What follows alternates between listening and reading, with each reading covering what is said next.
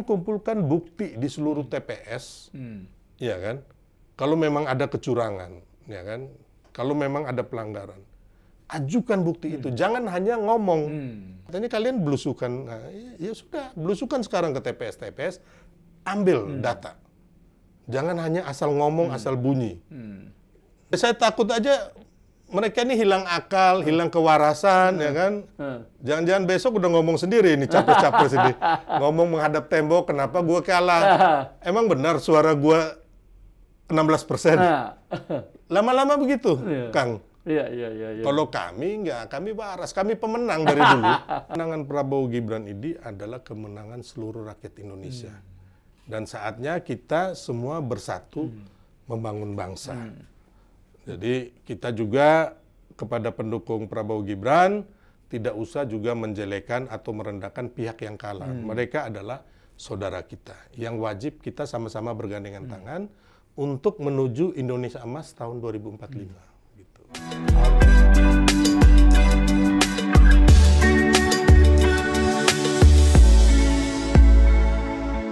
Hai, jumpa lagi kita dengan Podcast 9.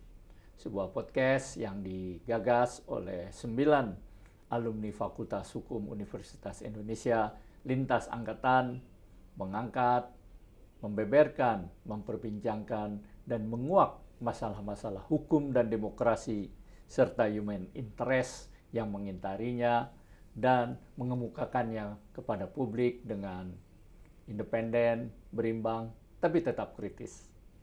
Jangan lupa, tegakkan hukum, berikan keadilan. Kali ini kita akan membincangkan mengenai atmosfer pasca pemilu dan hal-hal yang menyertai ketika terjadi pemilu atau pilpres.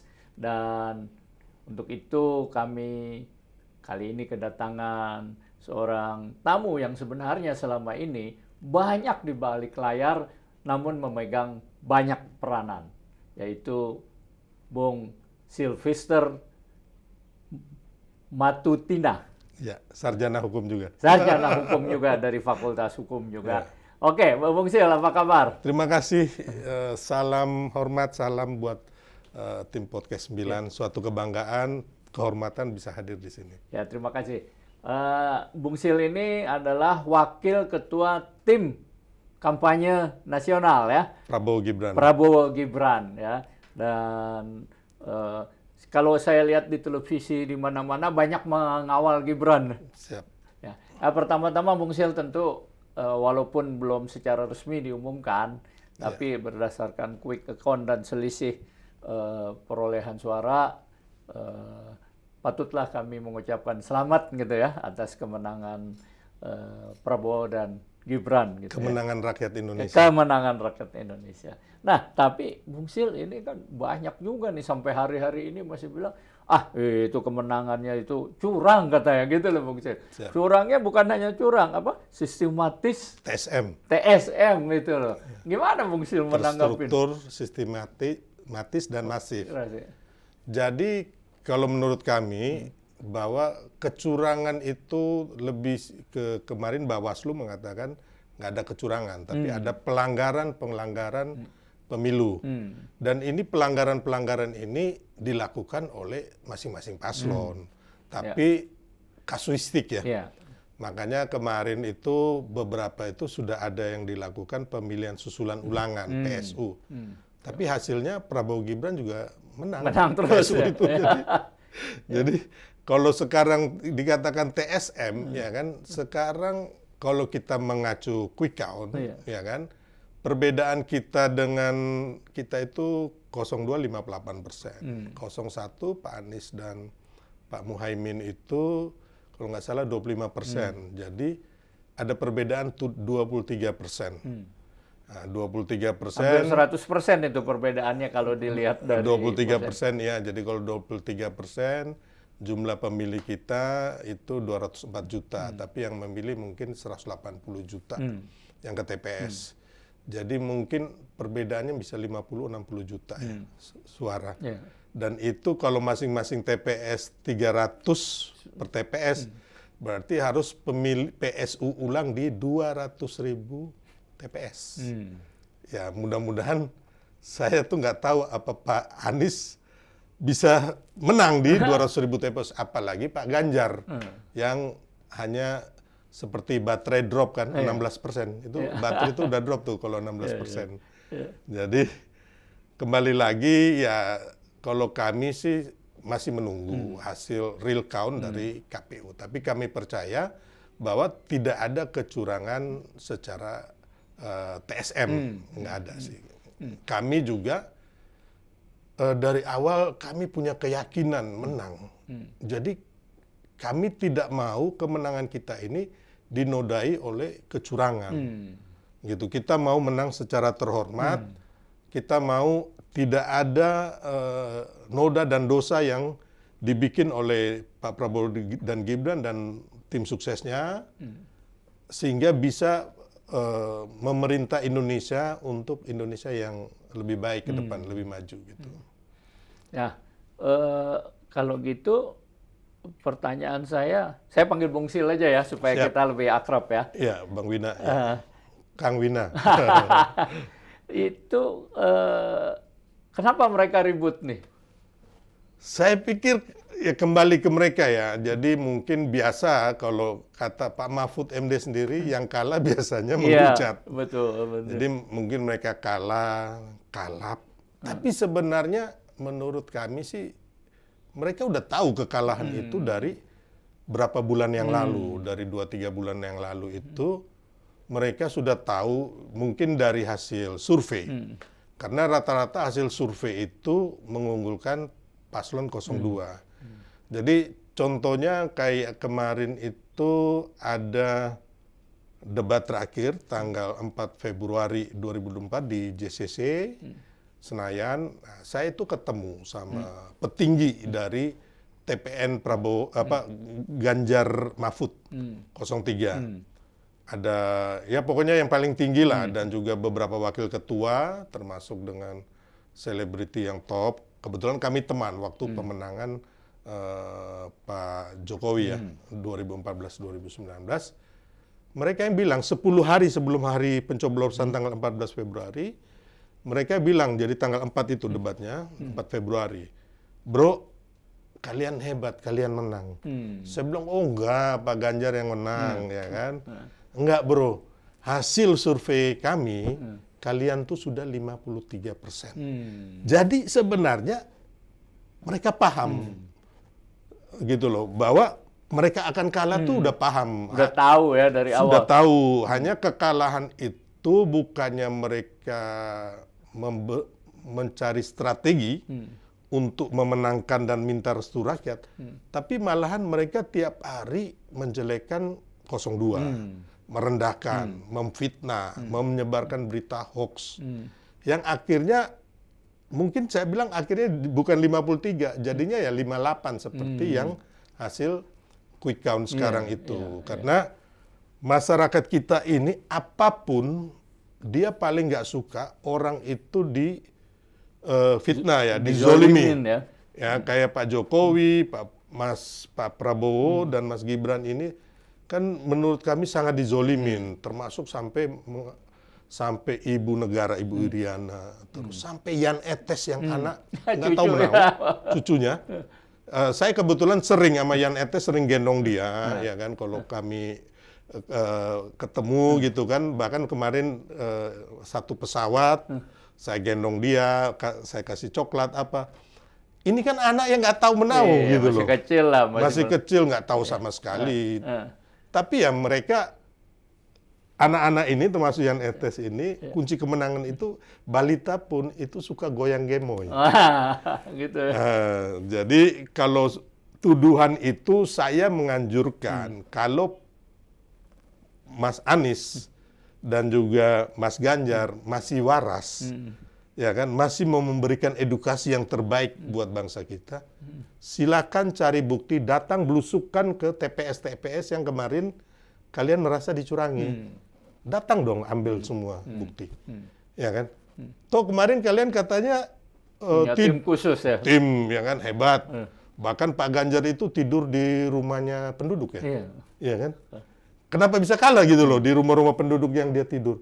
Mungkin penduduk juga marah gitu loh. Dia datang bawa pengawalan banyak-banyak, tidur di rumah orang, bikin repot orang, ya kan?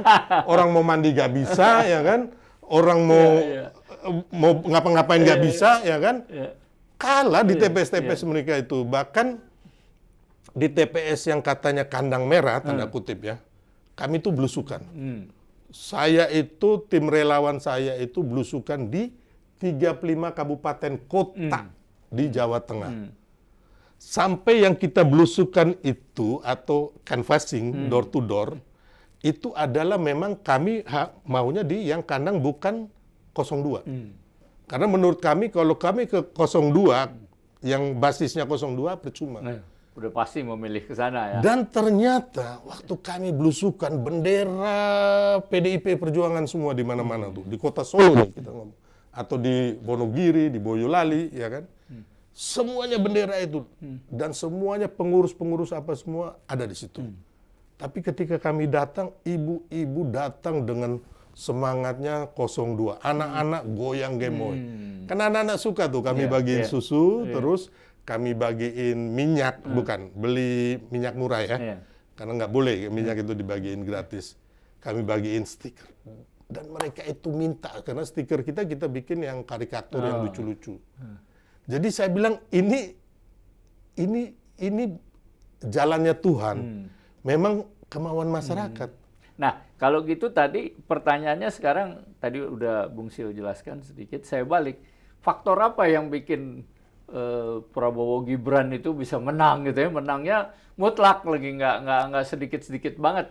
Kita perkirakan ya cuma 5-10%, tapi ini jauh banget gitu ya. Iya. Faktor mungkin pesona ya dari Pak Prabowo sendiri, Mas Gibran, terus Pak Jokowi tentunya. Di samping itu kita juga tidak pernah menyerang. Memang bagusnya di tim kampanye nasional Prabowo Gibran itu nggak tahu gimana, kita udah patronnya, kita tidak boleh mengeluarkan isu hoax, terus memfitnah atau menjelekkan. Bahkan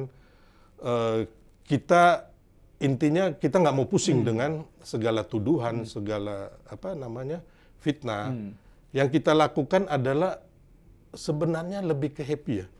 Maksudnya teman-teman ini lucu bikin acara goyang gemoy lah. Kan ini kan menurut kami sih sebenarnya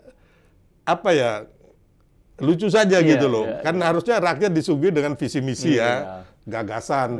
Serius gitu ya. Serius ya kan. Memang ada sih itu. Ada ya. Kayak kita bikin teman-teman di daerah-daerah itu bikin spanduk makan siang dan susu gratis. Terus puskesmas didirikan di tiap kecamatan atau dan juga rumah sakit itu udah ada. Dan kita memang menjangkau lah seluruh Indonesia ini, kita jangkau. Kita bukan hanya bikin acara di mall ataupun di perkotaan, tapi kita sampai relawan-relawan itu sampai ke daerah-daerah begitu. Ya, kunci kemenangan saya menurut kami itu termasuk lagu-lagu, Kang Wina. Maksudnya lagu-lagu gimana? Lagu-lagu yang happy, yang kayak Oke Gas. Itu semua sampai balita pun sampai hari ini pun semua goyang dengar lagu itu, semua goyang. Dan ini dari paslon 01,03 dibilang apa tuh goyang-goyang. Ya kan? Tapi ketika ini booming mereka pun ikut goyang-goyang. Bu Mega ikut goyang. Pak Muhaimin, Pak Anies goyang dangdut ya kalau nggak salah. Tapi memang nggak bisa menyamai apa yang tren yang terjadi di 02. Sampai anak-anak balita pun ya kan, sampai ada yang kita lihat di TikTok kan nangis mau ikut mencoblos 02 tuh.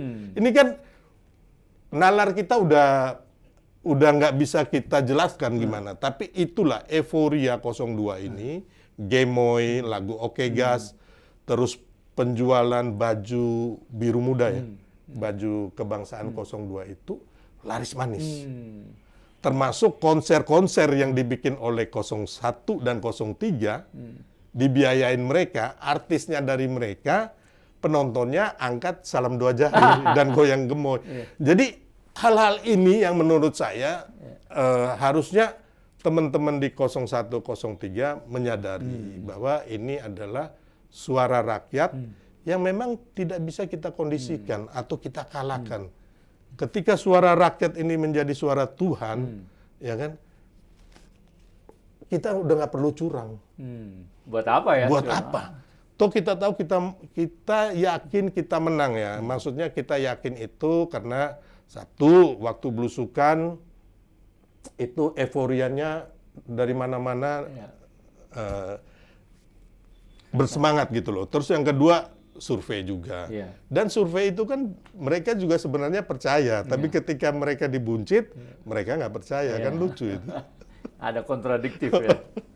Nah, Bung Sil, waktu survei kan udah sore itu malam udah kelihatan ya dari semua survei termasuk survei Kompas.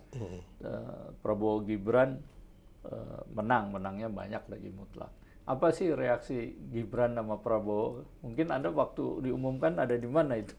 Ya, jadi kalau dari perbincangan selama beberapa hari menjelang pencoblosan itu, tetap kita Pak Prabowo dan Mas Gibran tetap minta kita tetap belusukan. Terus yang kedua menjaga mengawal TPS dan kotak suara. Itu memang kita nggak terlena karena itu. Makanya kayak kemarin habis pencoblosan itu kan ada acara di Istora tuh yang pidato kemenangan lah. Sebenarnya itu ada 3 acara, Kang Wina. Satu di Istora yang dibikin oleh beberapa teman, terus ada di Bidakara juga oleh beberapa teman, TKN juga semua ini.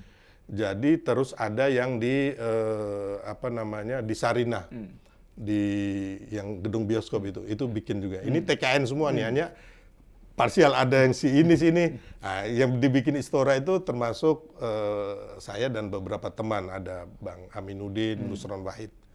Jadi kalau orang bilang, oh di Istora tuh udah disetting kemenangan itu, bukan. Saya mau kasih tahu bahwa kita ini seperti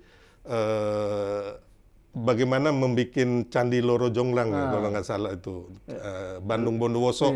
Dalam sekejap jadi. Dalam sekejap jadi. Jadi memang kita sudah terbiasa. Kita bahkan kalau mau ngomong TKN kita ini rapatnya sih jarang ya. Oh, gitu ya. Jadi memang tim kampanye nasional. Jadi kalau saya lihat namanya TKN itu kampanye ya, kampanye. Bukan kemenangan ya. Harusnya pemenangan, Bos. Iya kan? Yang 03 yang tim pemenangan. Nah, 01 tim ses. Harusnya yang sukses 01 tuh. Yang menang 03. Kita ini hanya berkampanye dan memang di... Tapi Bung Sil, sebelum diteruskan dulu ya, ini menarik nih. Kan tadi disebut tim kampanye nasional kan ya. Tiba-tiba Anda di sana gitu ya. Banyak orang bertanya, gimana tuh Sylvester bisa masuk? Mungkin bisa diceritakan historical atau latar belakang Bung Sil ada di tim kampanye itu. Gitu. Ya, jadi memang saya diajak ditelepon, Abang nanti ada yang ini. Ditelepon oleh pokoknya petinggi-petinggi lah. Iya. Petinggi yang mengambil keputusan, Abang nanti bantu Pak Prabowo sama Mas Gibran. Kan memang kita sebenarnya sudah mendukung juga udah lama ya. Bukan udah lama sekali sih, nggak terlalu lama juga. Tapi intinya waktu itu Mas Gibran itu kita dukung bukan sebagai cawapres, tapi Gubernur Jawa Tengah. Nah, kita ada tim waktu itu. Jadi Mas Gibran ini adalah pilihan terakhir dari kami dan juga Pak Jokowi sebenarnya. Tadinya mau ke Jawa Tengah ya Gubernur? Iya, tadinya mau Gubernur Jawa Tengah, hanya karena kasus U20. Waktu Pak Ganjar membatalkan U20, nah, itu kita hopeless. Kita sudah nggak mau lah, apapun yang namanya Ganjar ini, kita nggak mau. Apalagi ada podcastnya beliau yang masalah suka film porno itu juga. Kami semua bukan kita ini sok suci ya. Tapi intinya ini adalah pembelajaran buruk terhadap anak-anak kita gitu loh. Yang termasuk kalau yang U20 itu menghancurkan dunia sepak bola. Mimpi anak-anak muda kita yang ingin menjadi pemain bola dunia, ya kan? Yang mereka udah sekolah bola dari kampung datang gitu kan, terus dunia pariwisata, UMKM, dunia investasi. Makanya kami nggak mau Pak Ganjar gitu loh. Setelah U20 itu pokoknya harga mati jangan Ganjar, harga mati. Yang kedua harga mati jangan Anies, karena Anies kembali lagi dia suka menghidupkan teman-teman radikal gitu loh. Yang ya intinya yang menurut kami nggak boleh ada di Republik ini, orang-orang radikal ini. Nah, itu jadi saya ditelepon terus diajak ketemu, ya saya terima sepanjang karena waktu itu ada roh Pak Jokowi di sini yang kita lihat, dan juga Pak Prabowo dan Mas Gibran ini menurut hitung-hitungan kami bisa menang. Nah, bisa diceritakan nggak, Bung Sil, bagaimana pada akhirnya Pak Jokowi itu pilih Gibran? Waktu itu kan sebenarnya Pak Jokowi dan kami semua di timnya pendukung Pak Jokowi, kan kami sering berdiskusi sama Bapak ya. Waktu itu kita maunya Pak Prabowo sama Mas Ganjar atau Mas Ganjar sama Pak Prabowo. Fix itu. Tapi ketika Pak Jokowi lawatan ke luar negeri ya, kalau nggak salah, tiba-tiba Bu Mega mengumumkan Pak Ganjar dengan Pak Mahfud. Udah selesai. Jadi terpaksa kita harus cari alternatif nih. Akhirnya kami berpikir waktu itu Pak Ganjar masih mau menggait si Mas Gibran juga. Gitu kan, mereka mau waktu itu. Oh, mereka mau ya. Mereka mau kan. Nah, kebetulan di MK itu ada anak-anak muda yang mengajukan gugatan ke MK. Nah, bahwa usia di bawah 40 atau sudah menjabat bisa, ya kan? Nah, berarti ada kans. Nah, itu nggak direkayasa juga ya? Yang itu. Ya kan kita mana kenal ini anak yang mengajukan gugatan ini, nggak ada hubungan keluarga dengan Mas Gibran sama Pak Jokowi gitu loh. Tapi imbasnya anak-anak muda ini bisa berkompetisi ya untuk menjadi pemimpin masa depan, kan bagus harusnya. Siapapun. Nah, kebetulan yang siap dan kita lihat bisa Mas Gibran yang bisa menang lawan Ganjar Mahfud dan Anies Muhaimin. Ya, kita semua mendorong Mas Gibran gitu loh. Dan Jokowi mendengar gitu ya. Dan kami paksa Pak Jokowi. Kami gitu paksa. Ya? Gimana cara paksanya mungkin? Ya, kalau nggak kami bubar, kami bilang gitu. Oh gitu ya. Karena kami lihat sosok Pak Prabowo dan Mas Gibran ini bukan sosok yang dikelilingi koruptor ya. Itu. Partainya juga, ya saya pokoknya intinya Pak Jokowi ini keluarganya sampai saat ini adalah mereka tidak pernah korupsi dan tidak memanfaatkan uang APBN. Dan itu berlanjut ke kami, timnya Pak Jokowi. Gitu. Kami bisa ya dapat rezeki cukup lumayan, membiayai segala macam, bukan dari APBD atau APBN. Memang Tuhan kasih kami melalui cara yang lain gitu. Jadi kami benar-benar maksa Pak Jokowi, terus ada beberapa teman juga keliling ke partai-partai gitu kan, relawan kami kumpulin, kan memang kita ada semacam presidium atau sekretariat bersama relawan ya. Ya, ada hampir dulu itu 400 organisasi. Jadi mungkin sebelum ke sana supaya yang nonton ini, Bung Sil dulu relawannya Jokowi ya, relawan berat ya, kemudian masuk ke sana gitu ya. Nah, tadi saya mau balik sebentar itu, bagaimana tuh akhirnya Jokowi menerima Gibran gitu. Kan selama ini di luar ada tuduhan, itu sudah dirancang dari awal, dari Mahkamah Konstitusi, sampai lahirlah itu katanya anak haram konstitusi dan macam-macam, dan ada. Ternyata ini baru terungkap ya. Jokowi sendiri sebenarnya, dalam tanda kutip, dia harus mendengar relawannya itu. Ya kalau memang waktu di MK itu harusnya orang yang mengenal secara pribadi Mas Gibran sama Pak Jokowi yang mengajukan gugatan. Ini kami pun nggak kenal ini adik yang mengajukan gugatan ini. Iya kan? Yang mengajukan gugatan itu ada PSI. Kalau PSI mungkin kita masih masih ada connect ya. Ada connect. Tapi adik yang kemarin mengajukan gugatan kita malah nggak kenal. Ya. Belakangan dia menggugat Gibran juga 10 juta. Ah. Karena katanya Gibran nggak terima kasih. Iya. Kan memang nggak ada hubungan ya sama Pak Jokowi sama Mas Gibran. Gitu. Jadi di situ kita lihat tidak ada yang salah gitu loh. Dan kita memang menginginkan Mas Gibran ini untuk calon pemimpin masa depan gitu. Jadi baru last minute aja itu diputuskan. Last minute, ya. Memang yang kita mau itu Pak Prabowo sama Mas Ganjar atau Mas Ganjar sama Pak Prabowo itu fix. Pak Jokowi dan kami mau semuanya itu. Makanya setahun sebelumnya itu 16 November 2023 kalau nggak salah, kami bikin acara di gabungan relawan ini bikin acara di GBK yang akhirnya muncul kata-kata rambut putih yang berkeriput dari Pak Jokowi. Itu kami bikin buat Pak Ganjar. Tapi PDIP nggak mau, marah-marah waktu itu. Kami diserang sama Hasto, ya kan, sama sekjennya. Kenapa diserang? Karena waktu itu mungkin ya pikiran kami kenapa nggak endorse Mbak Puan, mungkin. Karena waktu itu masih kuatnya Puan kan, nggak ada nama Ganjar. Bahkan mereka bikin Dewan Kolonel itu. Kami diserang habis-habisan, ya kan.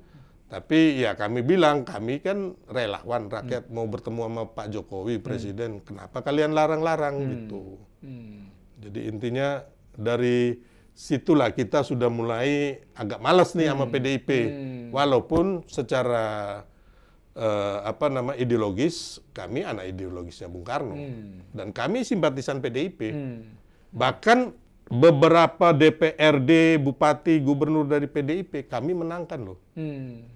Pakai uang kami, pakai tenaga, nggak ada duit dari mereka. Bung Sil, itu kalau saya lihat di TV, di mana-mana, jelang kampanye tuh sejak Gibran ditetapkan, saya lihat ada Bung Sil selalu tuh di sisi. Gimana sih hubungan Bung Sil dengan Gibran nih? Ya, jadi kalau saya dengan Pak Jokowi, kami udah menganggap beliau dan anak-anaknya ini seperti keluarga. Jadi mulai perkawinan Mas Gibran, saya itu panitia, termasuk yang kawinan Mbak Kahiyang, Kaisang. Waktu Mas Gibran itu bahkan saya itu waktu ijab kabul, saya itu mungkin orang luar dan anak muda yang ikut di dalam acara ijab kabul. Yang lain itu keluarga dan tokoh-tokoh senior. Ya, jadi saya yang di dalam gitu loh. Jadi itu menunjukkan betapa dekatnya ya, Bung Sil dengan keluarga mereka ya. Ya, jadi memang waktu istilahnya meninggalnya Ibu Sujatmi, ibunya Pak Jokowi, itu pun mungkin dari sekian banyak kan waktu itu COVID, jadi Pak Jokowi minta jangan, tapi ya saya nekat aja. Waktu COVID lagi ganas, alhamdulillah puji Tuhan saya kok dimudahkan bisa sampai ke penguburan. Dan itu orang luarnya mungkin hanya saya. Dan Pak Jokowi itu sambil lihat saya, dia kaget. Dia berdiri sampai begini. Mungkin dia karena COVID bilang jangan. Tapi kan dia merasa, oh ada hubungan emosional dekat seperti sekali. Keluarga. Jadi kami di relawan kami, Soulmate, kami beranggapan ya bahwa Pak Jokowi itu adalah panutan kami. Bukan karena beliau presiden, tapi karena dari sisi etika, moral, terus kebijaksanaan, beliau ini adalah panutan kami bukan hanya sampai 2024, tapi selamanya. Selama organisasi kami ada, selama kami juga, organisasi kami ini adalah memupuk persaudaraan antar anak bangsa, melakukan kepedulian dan kerja nyata terhadap masyarakat, merawat Pancasila, menjaga NKRI. Sampai NKRI ini masih ada dan kita tetap bertahan, Pak Jokowi adalah panutan kami, selain sebagai penasihat utama di kami. Gitu. Nah, sejak kapan tuh Bung Sil mulai dekat dengan Pak Jokowi dan keluarganya gitu? Dan bagaimana prosesnya? Ya, semenjak Gubernur DKI ya, saya dikenalin, terus mulai dari situ kita kerja buat pemenangan beliau di 2014 dan 2019. Dari situ juga akhirnya saya mengenal dengan hampir keluarga Pak Jokowi gitu. Jadi saya mungkin semuanya ya, anak mantu, ya istri. Orang luar yang mungkin juga termasuk yang paling dekat lah. gitu. Padahal lain suku ya. Lain suku, lain agama. Lain suku dan lain agama ya kan. Iya. Bung Sil dari NTT ya, agama Katolik ya, Iya, Katolik. Dan mereka dari Jawa, Solo ya, Islam, tapi bisa menyatu ya. Iya. Apa yang Bung Sil lihat dari keluarga itu, kan udah deket banget tuh gitu. Dari keluarga ini menurut saya sederhana ya. Sederhana, mereka sih jarang bicara, tapi kalau udah bicara kita hangat. Terus tidak ada apa ya, kayak semacam mereka mau memanfaatkan kita mau memanfaatkan. Nggak ada yang kalau saya lihat ya, kebetulan kami dari NTT itu kan biasanya setia gitu loh. Jadi memang yang kita lihat, saya pun tidak mengambil keuntungan apapun dari Pak Jokowi dan keluarganya. Yang kita lihat mereka itu apa ya, orang bilang etikanya sangat sopan ke orang, karena mungkin dari tradisi Jawa ya. Beda kalau sama kita Indonesia Timur ini kan sembarang, lebih sembarang. Jadi memang keluarga ini saya lihat keluarga yang baik. Mereka tidak korupsi APBN. Ya kan, kalau kita ngomong anak presiden atau saya presiden, pasti APBN yang 4.000 triliun ini paling nggak berapa persen kami ambil lah. Nah, tapi itu nggak dilakukan gitu loh. Nah, ada yang bilang katanya ke Gibran itu wah sombong gitu. Kemarin ada beredar foto yang lama gitu, seakan-akan memberikan kesan Gibran itu sombong gitu. Pengalaman langsung interaksi Bung Sil dengan Gibran ya, ke keluarga mereka khususnya dengan Gibran. Enggak. Menurut saya sih tidak sombong ya. Semua orang kalau pas kami makan gitu, semua orang dipanggil. Bahkan saya sering disuruh makan satu meja. Hanya kan kadang-kadang kita ya udahlah, mungkin dia lagi sama selebritis, biar aja gitu. Kami di belakang-belakang. Terus sama apa ya, driver, terus teman-teman protokol, pas pampres, media yang selalu mengiring Enggak ya? Enggak sama sekali. Jadi makan bareng semua.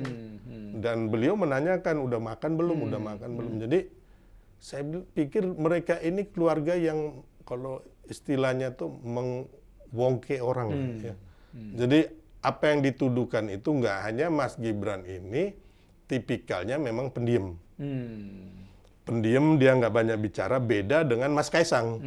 Kalau Mas Kaisang sama saya bisa pukul-pukulan tuh. Ya kan, kalau umpama ada orang nih foto sama dia, orangnya botak nih, dia bilang sama saya, "Bang, lato-lato nih." jadi lato itu permainan kan begitu kan. Jadi memang hidup suasana. Tapi kalau Mas Gibran kadang-kadang aja, kadang-kadang dia bisa bersenda gurau, tapi lebih banyak dia diem. Memang orangnya pendiam ya, orangnya bukan pendiam. sombong ya. Bukan. Tapi dengan Bung Sil bisa ketawa-tawa juga dia. Bisa ketawa. Anaknya yang kecil juga CS sama saya. Oh gitu ya. Ya saya lihat netes, itu di fotonya, di ininya. Gimana bisa dekat dengan orang yang pendiam seperti itu, Bung Sil? Saya pendiam, yang pendiam itu kan banyak juga. Pak Jokowi juga sebenarnya sama. Dulu saya dekat sama Pak Laksamana Soekardi, abang, ya kan. Itu juga pendiam. Jadi dulu saya pernah Pak Laks ketemu sama Sri Sultan di studio tuh. Dua-duanya diam, bos. Jadi yang mencairkan suasana reporter sama saya. Kalau selama ini menurut Bung Sil, pandangan politik Jokowi gimana? Benar nggak itu dia mempersiapkan semua dinasti 7 turunan dan sebagainya? Itu kan tuduhan-tuduhan yang sampai sekarang masih diunggulirkan.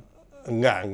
Saya pikir enggak. Hanya memang ketika anak-anak Pak Jokowi ini kan berhasil secara ekonomi, terus ya sebenarnya yang ojok-ojok mereka terjun ke politik ini ya kita-kita, teman-teman gitu juga gitulah.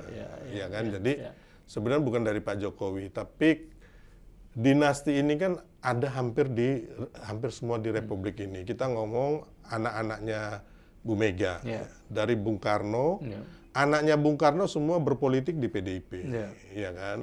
Terus ada yang jadi dewan, ada yang enggak gitu kan. Terus dia punya kayak Pak Taufik Kemas, ipar-iparnya Bu Mega juga terjun, termasuk anak-anak mereka, Ya. bahkan sekarang cucu-cucunya, Ya, gitu kan, ya kan. Tapi kalau menurut saya, ketika dinasti politik ini, ya kan, apabila mereka tidak ditunjuk, kayak Pak Jokowi nggak menunjuk Mas Gibran atau Bobi atau Kaisang menjadi menteri, ya saya pikir boleh-boleh saja, mereka dipilih rakyat.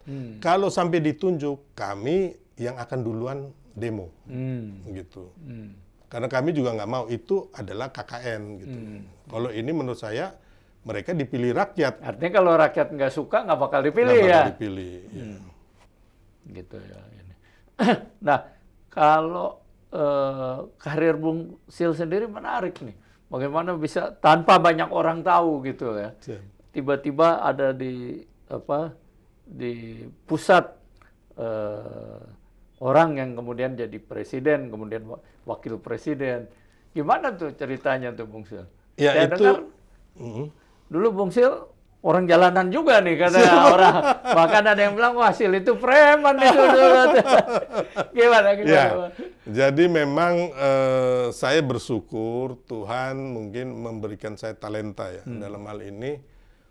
Beberapa gagasan, beberapa masukan dari saya itu didengar oleh orang-orang hebat di Republik ini. Jadi memang saya sampai saat ini kayak sama Pak Laksamana Soekardi, ya abangnya Kang Wina, sampai hari ini tetap berhubungan baik, ya kan. Apapun kita udah kayak keluarga. Jadi memang itu mungkin didikan dari orang tua ya sejak kecil bahwa kita harus setia, tulus, ya kan, bersahabat, berkawan, tanpa memikirkan kita mau dapat apa.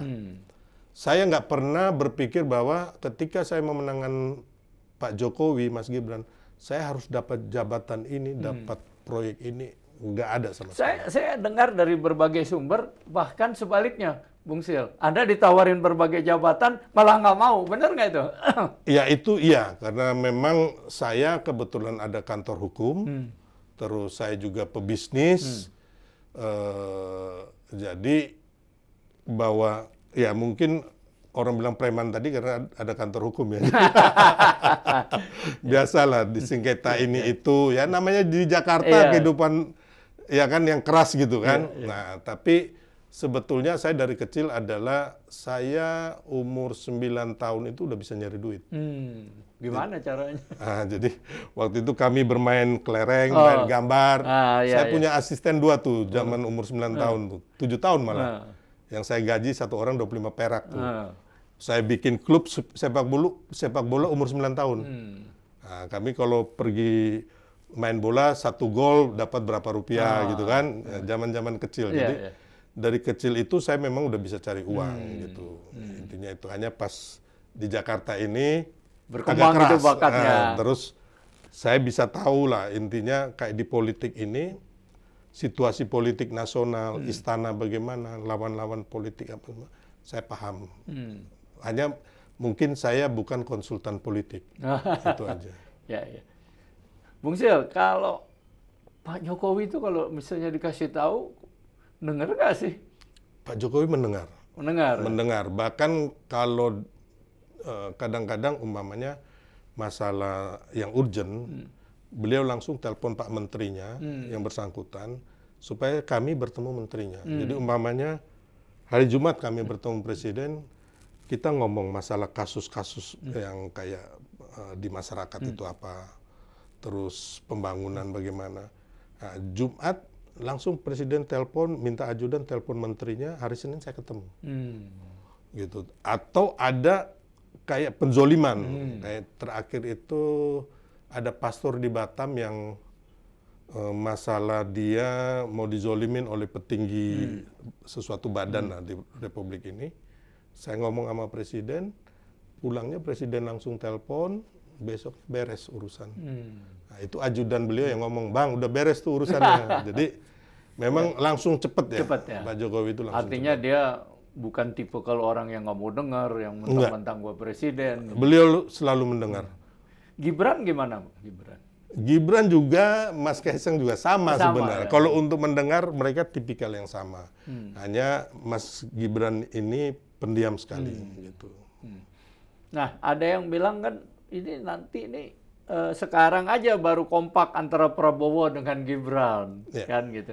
Nanti kalau udah Prabowo jadi presiden, Gibran disingkirkan. Gimana menurut Bung Sil? Saya pikir enggak ya. Enggak, Pasti Pak Prabowo juga sudah belajar.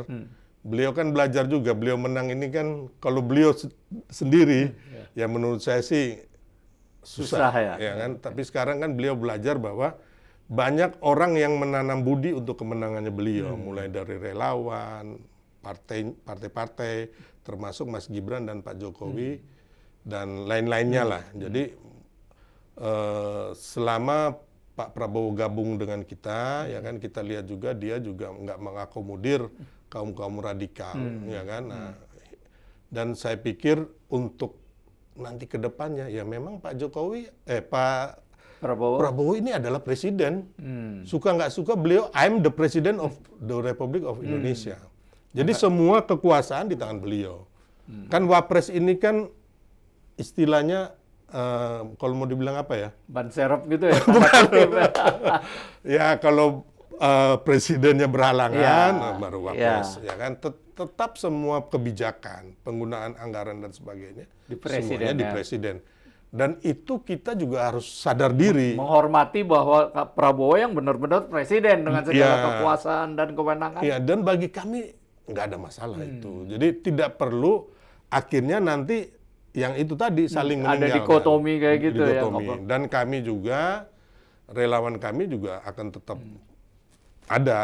akan menjaga ini. Kalau Pak Prabowo dan Mas Gibran ini nggak benar, kami juga akan turun ke jalan gitu loh.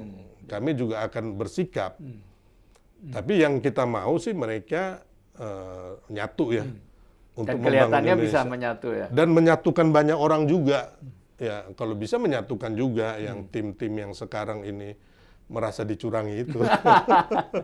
Kan antara Gibran dengan Prabowo jauh ya usianya. Nah, ini akan ada generation gap-nya nggak gitu?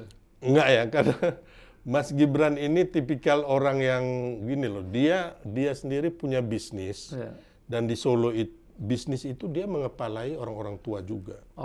Di Solo juga.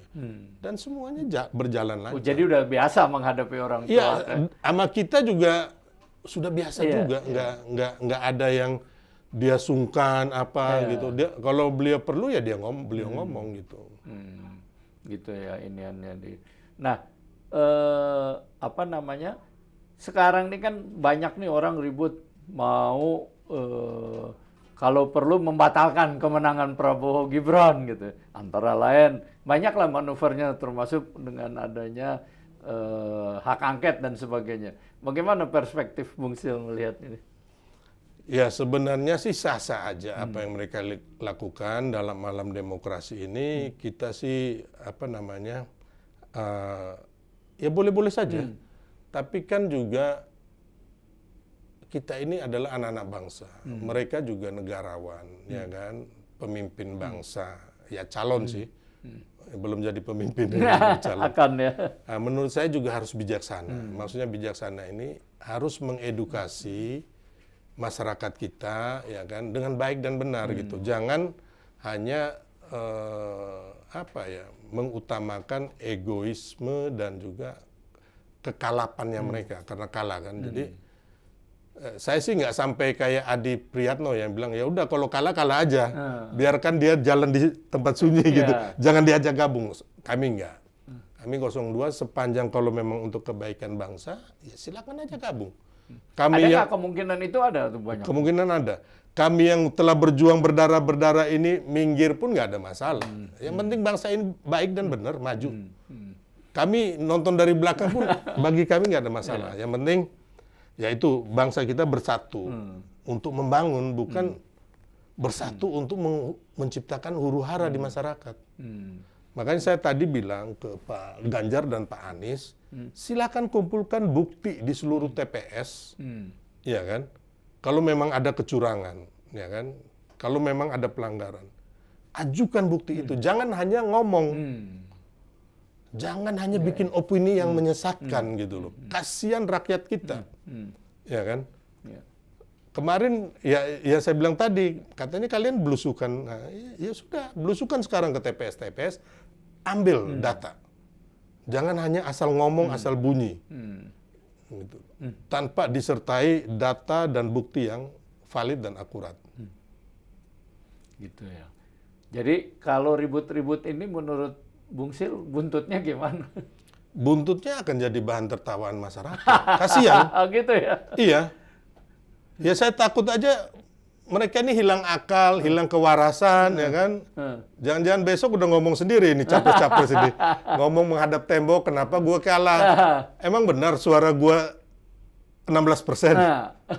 Lama-lama begitu, Kang. Iya. Kalau kami enggak, kami waras, kami pemenang dari dulu.